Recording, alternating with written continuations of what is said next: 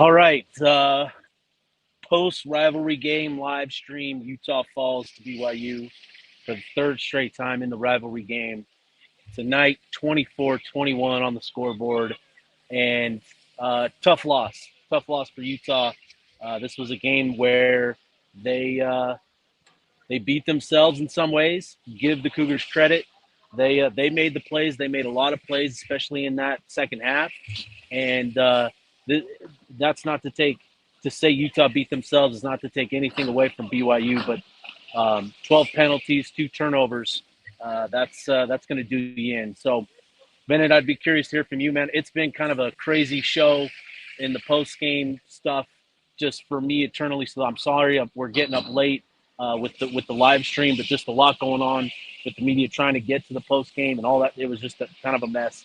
So I apologize, but Bennett, I'd be curious to hear from you, man. Yeah, no worries. I know it looked like a madhouse on the television. I can only imagine Yeah. logistically that's going to slow things down.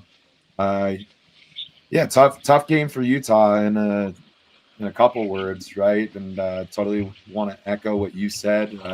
Hard to win games when you rack up penalties at the rate that we saw tonight. When you don't take care of the football, when you get away from your identity, it's going to be tough to win football games in those situations. Credit to BYU. That's a good football team, perhaps a great football team. Um, just we talked about this on Thursday night. You called that out as your first key ingredient of winning recipe was to play sound, disciplined football, and there were most of the night you didn't see that from Utah. Yeah, and unfortunately, I think that extends to coaching as well with decisions.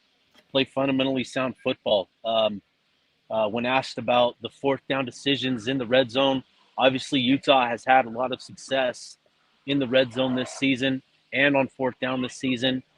You understand why you would want to go for it, but in hindsight, those decisions to go for it and come up short were ultimately the difference. And I asked Coach Whittingham about those decisions, and he made the point that not only did the analytics say go, the analytics said that they were 3 yards well within the go range, and the analytics all pointed to going. And I followed up quickly by asking him, in a game like this, against a team like this and a defense like this, do you have to adjust and make your own decision? And he said no. That's all he said. He repeated himself, no, no, and that is interesting for me. I think what we've learned in this type of game, in this rivalry game, every single point matters. And yeah, you would love to get into the end zone. You would love to score touchdowns. Utah's been, like I said, really good at it. But we've seen the last couple of years, each and every point matters. And unfortunately, those decisions to not kick those field goals ultimately were the difference in this one. Yeah, absolutely. And while I don't want to be a naysayer to the analytics, you've got to go with your gut first. Whittingham's been coaching longer than this. Got to follow the analytics.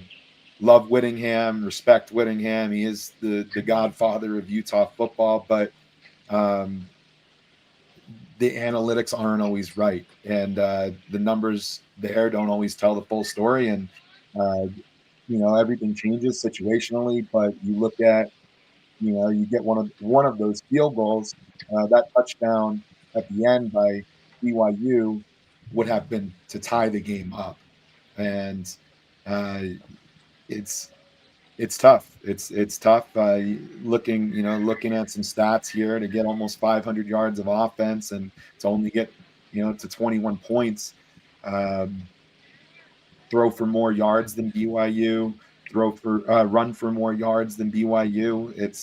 It's a that's a tough loss to swallow on top of all of the other factors with it being a rivalry game and whatnot. But coaching.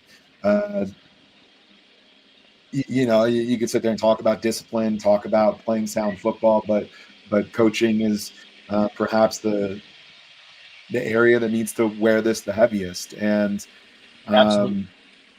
um, I know that there's a lot of people that are going to be wondering about this. This is going to be a question that's talked about through the week, so I feel like we got to kind of hit it head on. But it looked like Dampier got a little bit banged up in the game, and you saw Bird Ficklin come out to take those quarterback designed runs, and you're basically showing your hand when you bring out the other guy. It's like, okay, he's probably going to run, and then like all of a sudden you have Dampier come out, and then he throws it, and he's not running it. He went a long time without running it before they brought Ficklin in, and it's at that point, not trying to stir quarterback controversy, but we've been talking about Bird Ficklin and his ability to come in a pinch and be able to get the job done. And the coaches have shown that they trust him. He's not coming in to hand it off left, hand it off right.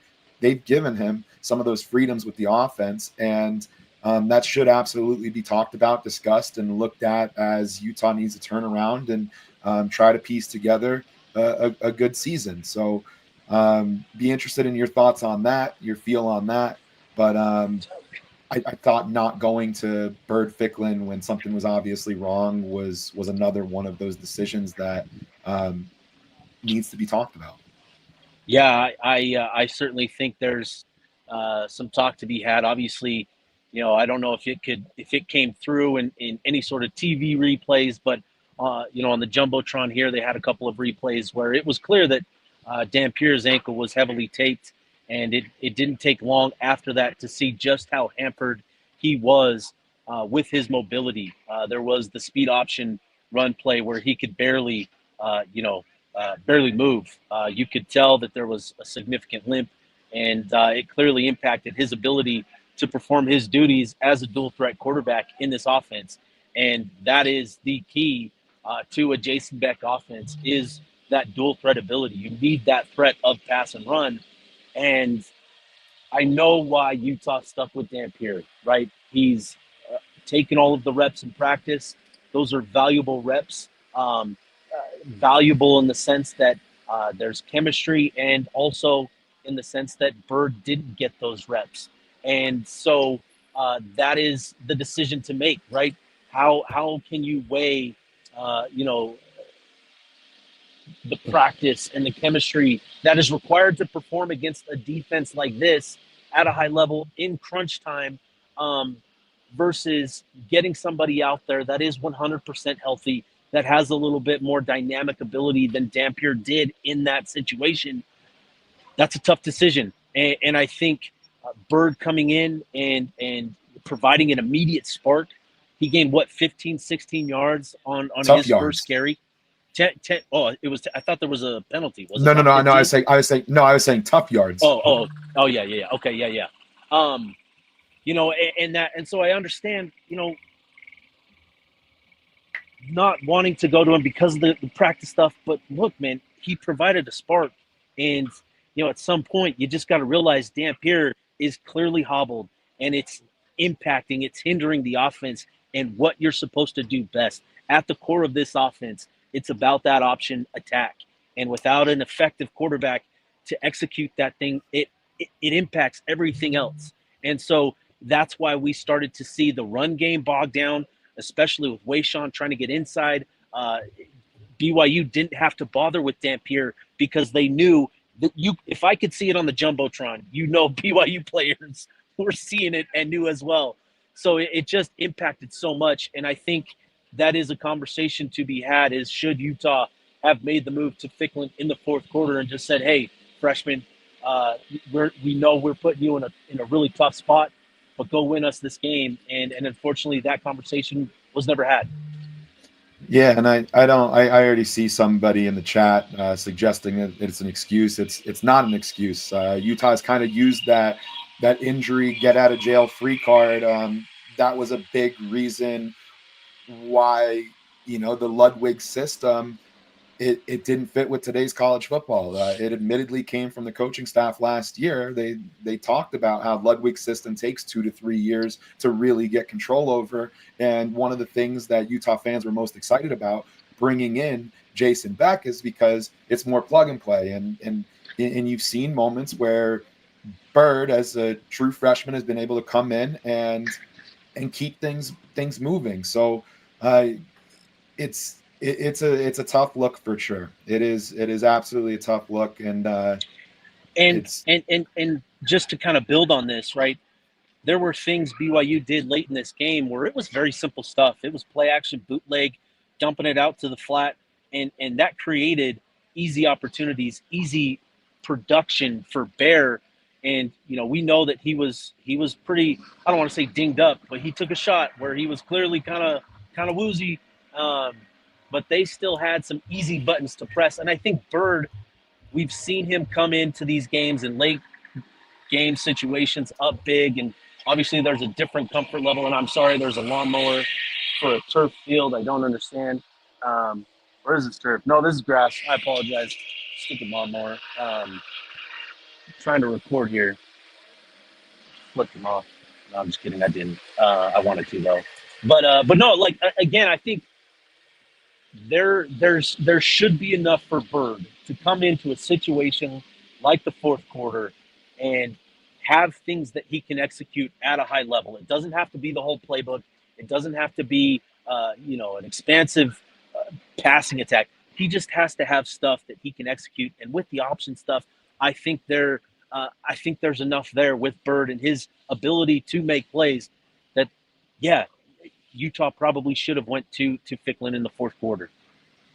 yeah, no, and that's something that'll have to be worn on the coaching staff, and it's unfortunate for Utah to not make that move, because you could clearly see that it wasn't that. And again, there's comments in the chat from Utah fans included, like, can't use the Dampier was hobbles as an excuse. That's the furthest thing from what Steve and I are doing right now. We are saying that Utah's already used that get out of jail free card, and Yes. if you're not going to be able to get things at 100%, you got to trust the guy that has shown some really good flashes, came in and immediately gave Utah a spark that led, true freshman comes in, makes a good run, leaves that spark, and then Daniel Bray, big touchdown run right after. At times you got to make decisions, and that's what we're saying. No excuses for the Utah fans, or for whatever reason, if there's BYU fans watching, it's not an excuse. No. It was a poor decision to keep him in. I agree. So beyond Dampier being hampered late in that game, some of the other decisions. Obviously, I think the muff punt at the end of the first half, I think that was an absolute killer for Utah. You get the touchdown to make it 10-7. The defense gets a stop, and you have an opportunity to grab hold of the momentum going into half, where you get the ball on that punt return, and maybe you get a field goal, maybe you get a touchdown.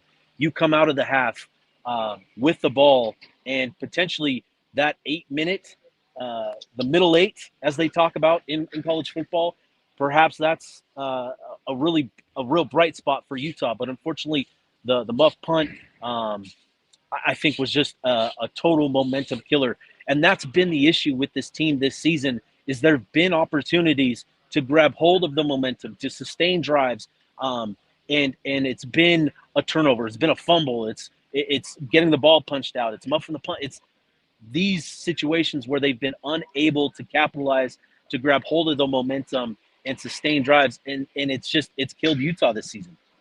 No, absolutely, and that 2-for-1 was a killer for sure. That fumble was a moment in the game where Utah could have really capitalized on where the game was going. Plenty of time to kind of do whatever you want offensively and go into the half with maybe a tie game or a lead, and then get the ball coming out the second half. And then, yeah, no, it's definitely a killer. It's wasted opportunities. I was having a conversation with somebody prior to the game. shout out to DB Itty Bitty and that whole gang. Love those guys. But they were asking me what I thought we might see this week, and I told them, I think, and I've said this, with our conversation on Thursday, is there's things in this Jason Beck offense that were present last year that we haven't seen, and the very first possession, Utah comes out empty set, and that was stuff that we haven't seen a lot of, and that was exactly something that I told somebody prior to the game that I thought we would see, and now that card's been played, and now teams, know what to prepare for. We saw Bray utilized not only as a jet sweep guy, but as a guy that they want to get down the field. Unfortunately, the interception with Tanner Wall making a great play on it. Again, it's just these missed opportunities for Utah. So just super costly and just tough for Utah. Yeah, and along the lines of seeing stuff that we hadn't seen, I felt like Utah got too far away from its identity, playing just that Utah football early on. I said something along the lines of, it's okay to get a little cute, don't get too cute. This is football. It's not supposed to be cute, something like that. It looked like we tried to throw everything all at once. We saw Semi Talonga make one of my favorite plays of the season, catch it out in the flats and absolutely steamroll Jack Kelly. That was awesome. Love seeing stuff like that. And then we went trips with the linemen out wide, and it's just like you want to see Utah not get too far away from its game.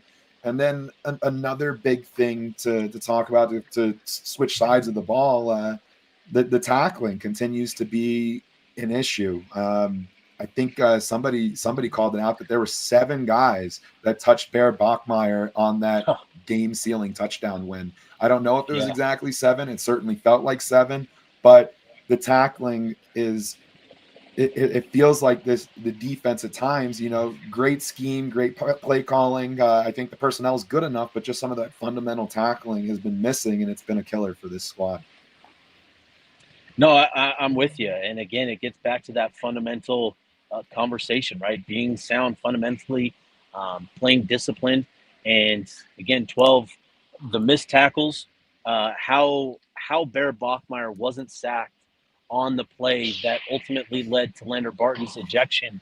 Again, just another missed opportunity for Utah to make a play and capitalize on an opportunity, which now is going to not only hurt them late in this game, it's now going to cost them it's going to cost Lander the first half of next week's game.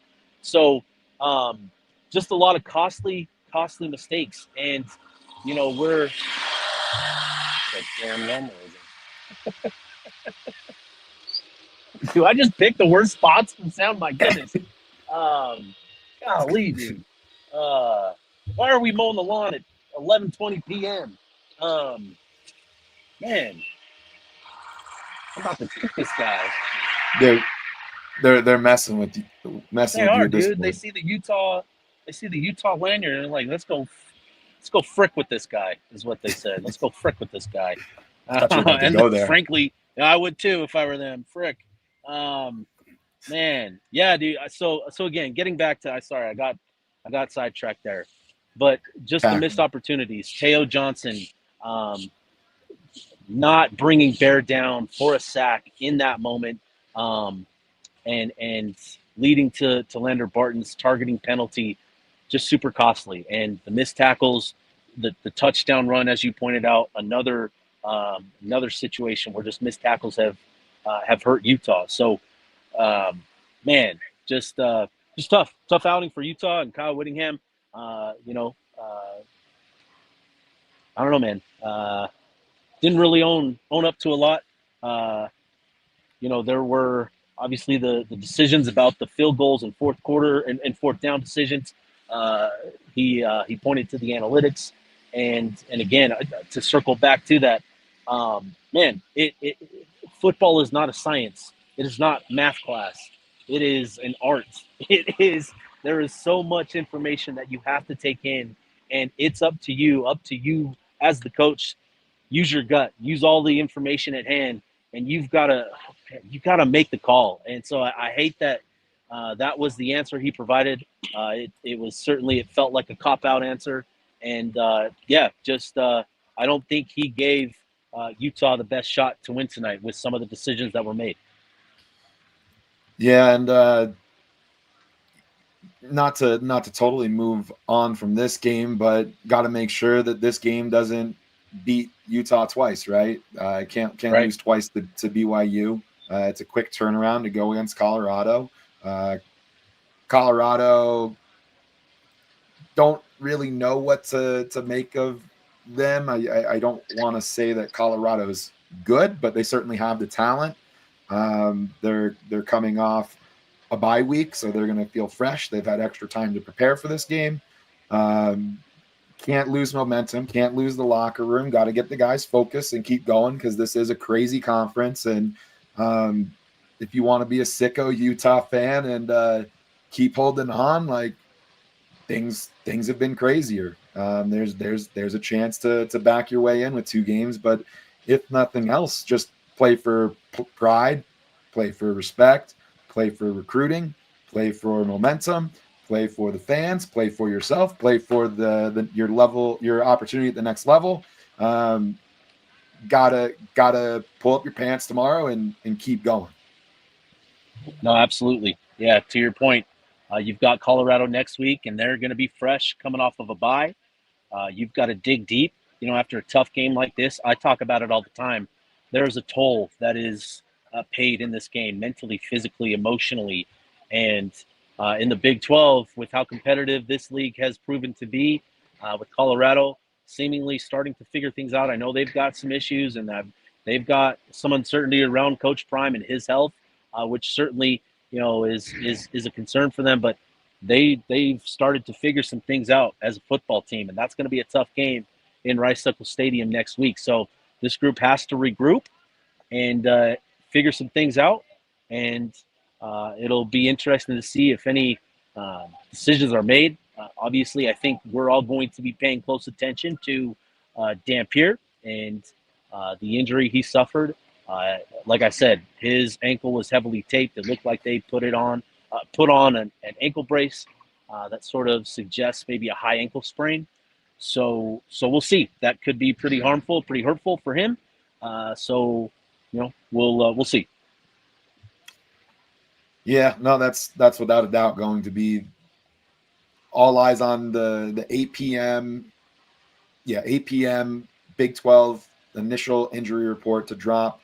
Be interesting to see how much is shown on that, right? Like, Yeah, don't know exactly what's going to get shown, but yeah, no, it's tough coming out of this game with many more questions than coming into this game. This was supposed to be a game where a lot of questions were answered, an opportunity to get a win by any cost and start to assert yourself as a front runner in the conference. With Texas Tech going down today to Arizona State, it just things are going to get real messy in this Big 12 conference, and you can't give up on the season. You can't. yeah. No, absolutely not. Yeah, absolutely not. Can't give up. Still a lot to play for. You just got a valuable win over Arizona State, who just knocked off Texas Tech, as you said.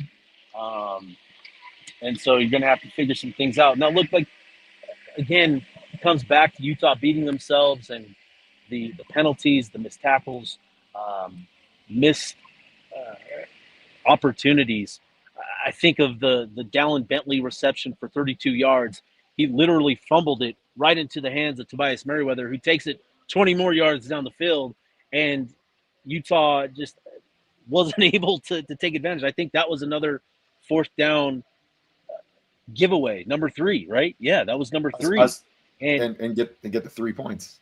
Chip shot. and another opportunity to get 3 points. Man, 24-21, you could have used that. So it's just bad decisions, mistakes, and missed opportunities is what cost Utah tonight. So a lot of that falls on the head man, on the coaching staff. Obviously, I thought the players played with great effort throughout the game, but it was tough. Yeah, want to give some quick love to and respect just to Daniel Bray. It's kind of been like this build up the last few weeks.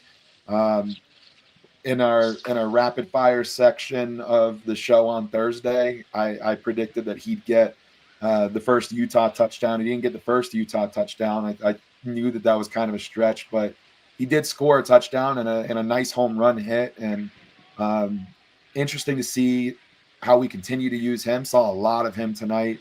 Yeah, Um, it's dig deep time. He actually had Bray had more carries than any of our running backs. yeah, Dampier led the way with 15. Bray had 10. Wayshawn had 8. And then be interested in why Nakari only had 1. yeah. He's a guy that we like to run. Utah likes to run between the tackles, and just didn't do too much there. And I that's a do spot think, I could be yeah, exposed, I thought. and I do think BYU may have loaded up to take away the inside run where the carry has been really good, but um, yeah, I don't know. I can't explain that. I think we've all been looking for Wayshawn Parker to take command of that room, and unfortunately, he wasn't able to get going in this one either. So just tough. But you figure out what works, and Daniel Bray and his speed and ability to get to the edge with the blocking on the perimeter, was what Utah needed. They just couldn't complement what he was doing in the run game. So. Um, Man, a lot more to dive into. I think I've got to wrap up. I've got people looking at me. I've got the lawnmower man staring me down. So I think I'm in his path. So I'll wrap this up, but we'll have another episode. You'll probably get a space up on Twitter, right? I assume. Yep. Yep. Okay. So we'll wrap this up. Appreciate everybody that tuned in to the live stream. Tough loss for Utah, 24-21, third straight loss in the rivalry game, and a lot more to come. So we'll see. All right. Appreciate y'all.